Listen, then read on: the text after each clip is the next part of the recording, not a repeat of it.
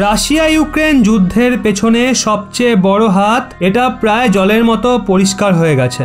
আসলে রাশিয়াকে বরবাদ করার জন্য পশ্চিমী দেশগুলো ইউক্রেনকে বলির পাঠা বানায় আর তাকে ন্যাটোয় সামিল করার স্বপ্ন দেখায়। কিন্তু যখন রাশিয়া ইউক্রেনের ওপর হামলা করে বসে তখন সমস্ত দেশ ইউক্রেনকে একা ছেড়ে পালিয়ে যায়। ইউক্রেনের ওপর রাশিয়ার হামলার নিন্দা করে এই সমস্ত দেশ প্রচার তো পূরণ করে ফেলে, কিন্তু আসলে ওই সমস্ত দেশ রাশিয়ার বিরুদ্ধে কড়া প্রতিবন্ধকতা লাগাতে চেয়েছিল, যা তারা লাগিয়েও দিয়েছে। ন্যাটোর ওই সমস্ত দেশ লাগাতার রাশিয়ার নিন্দা তো করছেই, রাশিয়ার বিরুদ্ধে সংযুক্ত রাষ্ট্রে প্রস্তাবও আনছে। কিন্তু এখন আচমকা ন্যাটোর কিছু দেশ রাশিয়ার প্রতি ভারতের রূপের প্রশংসা করা শুরু করে দিয়েছে, যার মধ্যে ফ্রান্স এবং জার্মানি সবার আগে রয়েছে। এর মধ্যে সবচেয়ে অবাক করা বিষয় তো হলো ইউকের মতো দেশ, যে সংযুক্ত রাষ্ট্রে খোলামেলা রাশিয়ার বিরুদ্ধে নিন্দা প্রস্তাব এনেছিল, এখন ওই দেশের প্রধানমন্ত্রীকেই রাশিয়ার গুণগান করতে দেখা যাচ্ছে। পুরো মামলাটা কি আসলে এই ভিডিওতে আপনাদের বোঝাই।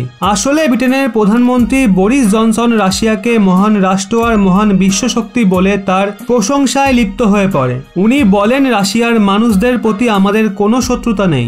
উনি আগে এটা পর্যন্ত বলে দেন রাশিয়ার ইউক্রেনের ওপর হামলা ন্যাটো সংঘর্ষ নয়। যদিও পরে বরিস জনসন এই মামলার সাফাই দিয়ে বলেন আমরা পুতিনের আক্রমণাত্মকতার জবাব অবশ্যই দেব। চলুন এবার কথা বলি ফ্রান্স এবং জার্মানিকে নিয়ে। আর এখন এই দুই দেশই আচমকা রাশিয়ার প্রতি ভারতের রূপের প্রশংসা করে ফেলেছে। আপনাদের বলি ভারতে জার্মানির রাজদূত বলেন ভারতের রাজনৈতিক সেবা সুন্দর, তারা জানেন রাশিয়া এবং ইউক্রেনের বিবাদে আমাদের কি করা উচিত। কিছুদিন আগে ভারতে ফ্রান্সের রাজদূত ইমানুয়েল লেইনো বলেছিলেন কোনো দেশকেই এটা বলা উচিত নয় যে ভারতের কি করা উচিত। ভারতের আওয়াজ প্রচন্ড গুরুত্বপূর্ণ, এটা দুনিয়ার সবচেয়ে বড় লোকতন্ত্র।